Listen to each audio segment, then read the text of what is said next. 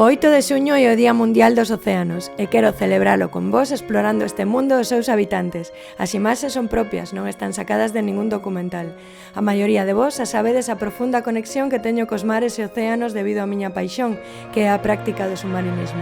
Con este vídeo quero guiarvos a través das maravillas que me fun atopando buceando polos océanos de medio mundo, buceando polo gran azul. Para que o coñezades un pouquiño máis, xa que non se pode amar nin respectar aquilo que non se coñece. Acompañádeme nesta inmersión.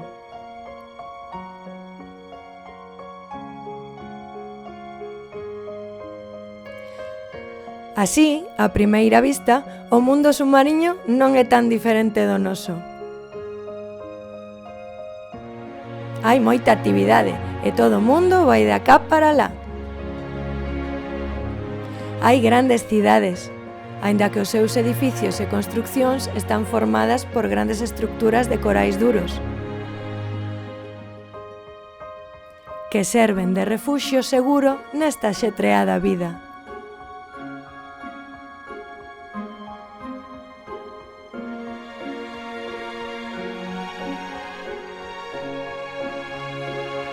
Hai fermosos xardíns, aínda que as súas flores semellan árbores de Nadal en miniatura. En realidade son vermes chamados plumeiros de mar. Tamén hai bosques. Os bosques son de xigantes esponxas barril.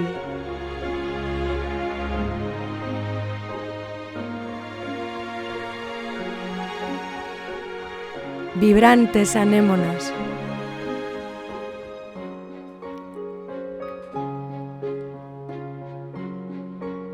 Delicadas gorgonias que, como árbores, se mecen con elegancia.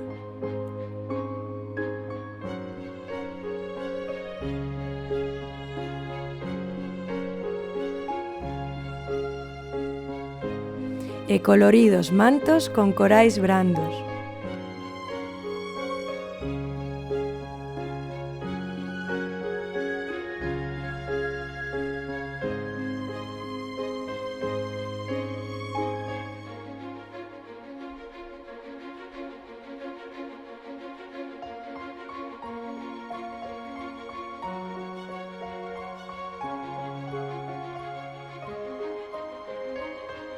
Hai verdes extensas pradeiras, pero son de algas.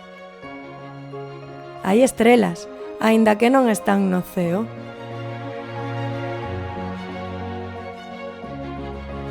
Hai montañas. Cantís vertixinosos.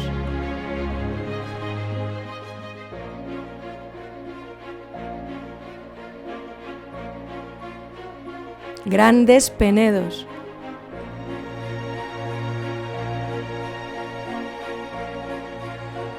E escuras covas que explorar.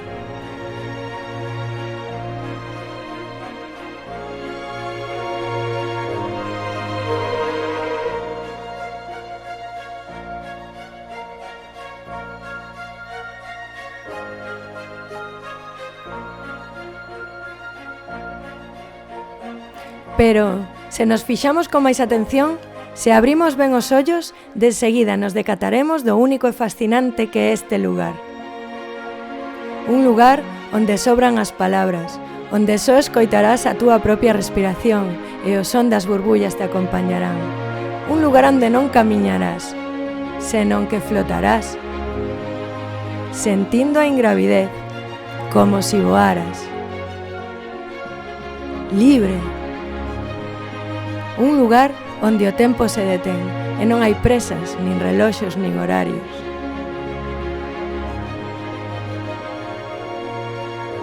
Un lugar onde poderás viaxar ao pasado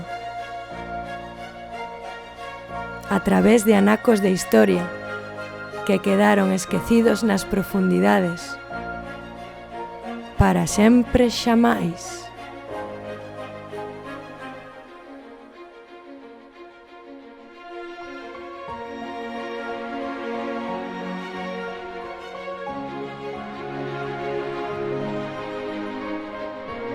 Un lugar onde podes sentirte parte do espectáculo da natureza.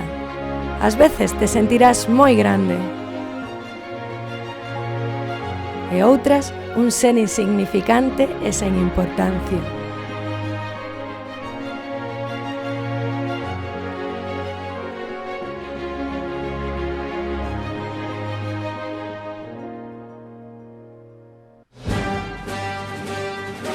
Por momentos, mesmo parecerá que non estás no planeta Terra, senón orbitando no espacio exterior, entre naves espaciais.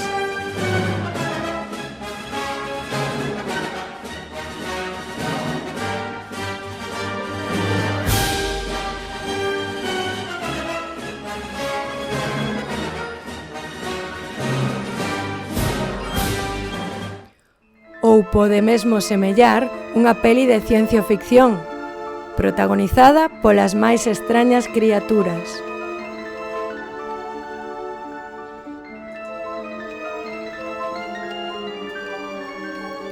Un mundo do que coñecemos menos do 5% e cada ano os científicos descobren novas especies, grazas aos avances tecnolóxicos que permiten explorar a máis profundidade.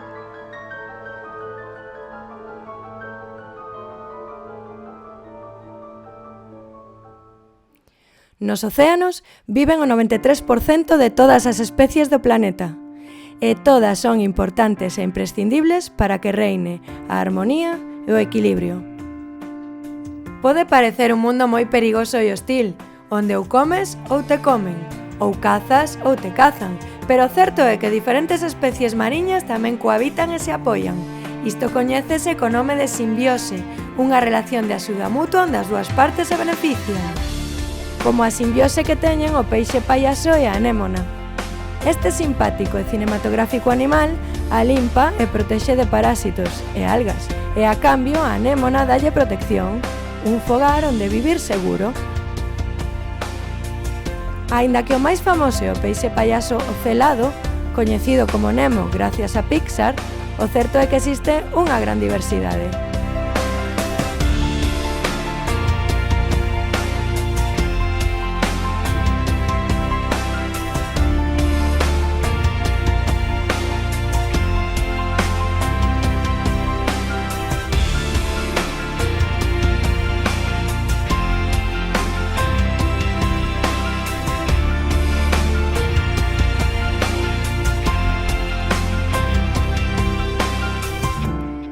Outro exemplo que presenciei de comportamento simbiótico foi o Mero e a Morena xuntándose para cazar. A Morena, que só lle gusta cazar de noite, sai tranquila do seu escondedoiro a plena luz do día grazas á protección que lle ofrece o Mero, e este se alimenta de peixes agochados en recunchos os que só chega a Morena. Outro exemplo, un gobio vixía mentres o camarón construe a súa casa, a cambio da axuda deixalle vivir nela. Moitas especies visitan as estacións de limpeza onde os lábridos, que son peixes limpadores, e tamén os camaróns limpadores, desparasitan enérxicamente as bocas e branquias dos seus clientes. Para ter unha dentadura perfecta, a Morena tamén utiliza os seus servizos.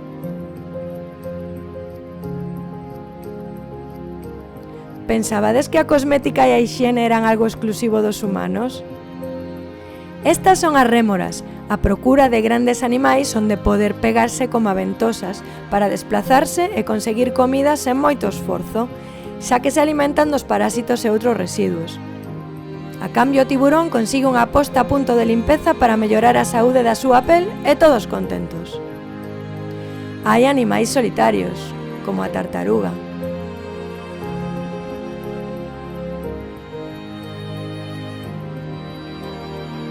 O polvo,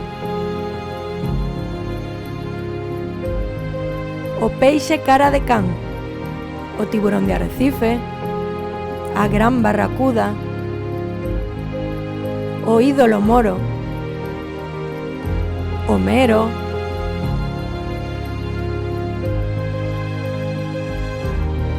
o peixe cacatúa, o peixe cofre vaca, ou a langosta mantis. Como vedes, mentres nós estamos a adaptarnos á vida de distanciamento social, hai animais mariños que o levan facendo toda a vida. Pola contra, hai especies que atopamos vivindo en grupos.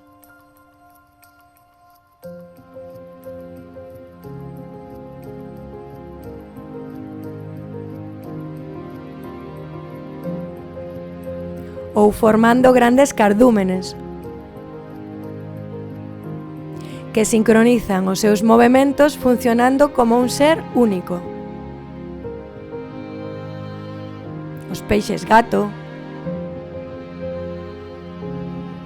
xureles,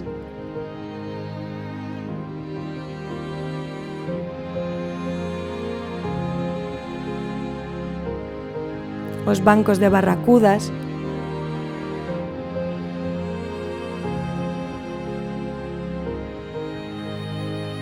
os bancos de sardiñas,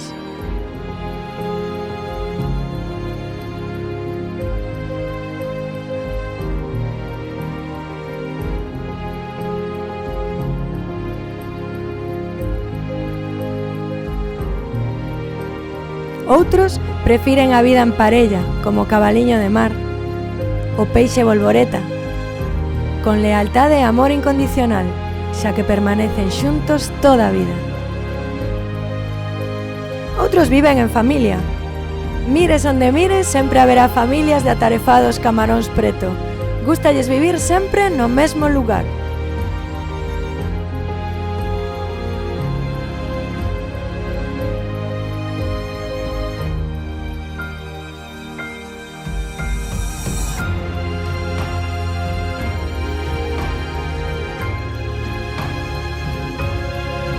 Como este cangrexo porcelana, que está comendo sen ten que saír do lugar onde vive. Ou esta anguila de xardín.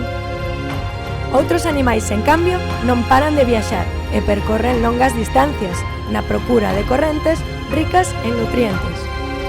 Como os tiburóns. Ai, os tiburóns! Os tiburóns e a súa inmerecida mala reputación. Hai poucas cousas que aterroricen máis a xente que oír falar destes animais, cando a realidade é que os ataques de tiburón a humanos son moi illados.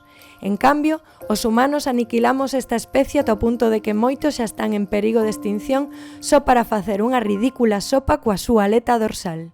Quen é o verdadeiro asasino aquí? Pero cambiemos de tema. Cada especie adapta a súa apariencia para a supervivencia. Hainos con vistosas cores como o peixe loro, o peixe anxo que de xuvenil ten esta cor e de adulto esta outra, peixes bolboreta,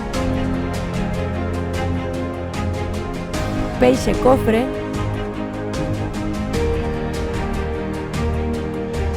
Dory, que é un peixe cirurxián azul, a gamba arlequinada,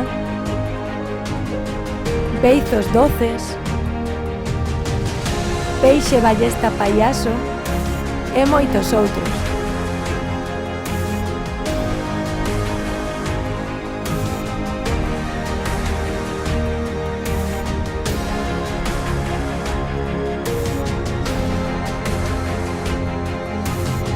Ata hai un coral que cambia de cor, chámase coral fantasma. E que me dicides deste tecnicolor pepino de mar, coñecido como mazá de mar? Os nudibranquios ou babosas de mar son toda unha exhibición multicolor. Esas cores advirten a outros animais de que non as coman porque son tóxicas. Viven a pouca profundidade e o seu nome significa branquias desnudas, xa que se atopan no exterior do seu pequeno corpo. Para o humano sería algo así como levar os pulmóns fora do corpo.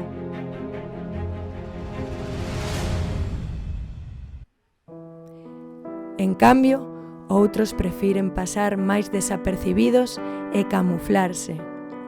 Esta habilidade chámase mimetismo e lle serve tanto para ocultarse dos depredadores como para emboscar as súas presas, como estes peixes sapo, o linguado, o peixe crocodilo,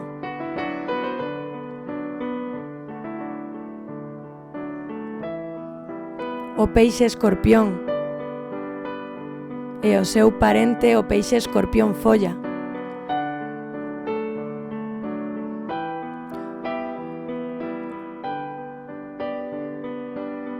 o peixe pipa fantasma, o cangrexo arlequín, o cangrexo decorador,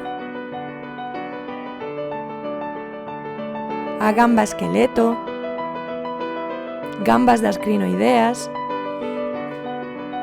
ou o peixe pedra, que é o máis velenoso do mundo. Falando de animais velenosos, estes tampouco se quedan atrás. O peixe globo, a serpe mariña de anéis brancos e negros, o fermoso peixe león, as raias. Ningún destes animais son agresivos, só atacan ao ser humano se lles molestamos e se ven ameazados, igual que o peixe ballesta titán. Este comportamento ocorre a outros animais que son territoriais, como as morenas, de aspecto perigoso en apariencia, pero son tímidas e discretas. Abrindo e pechando as súas anchas mandíbulas, parece que están advertíndote para que non te achegues, pero en realidade precisan facelo para poder respirar.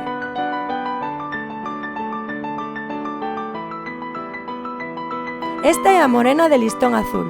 De adulta é así, pero de pequena de cor negra.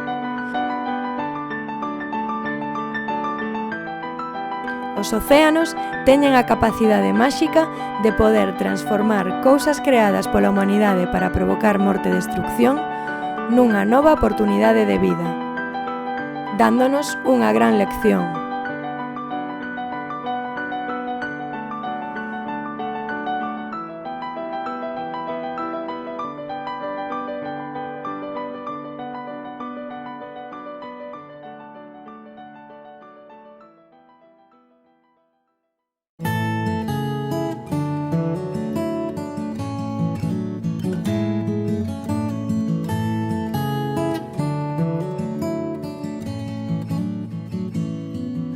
Sete vidas para poder amar a mares. Sete vidas para poder amar a mares. Sete vidas para poder amar-te a mares.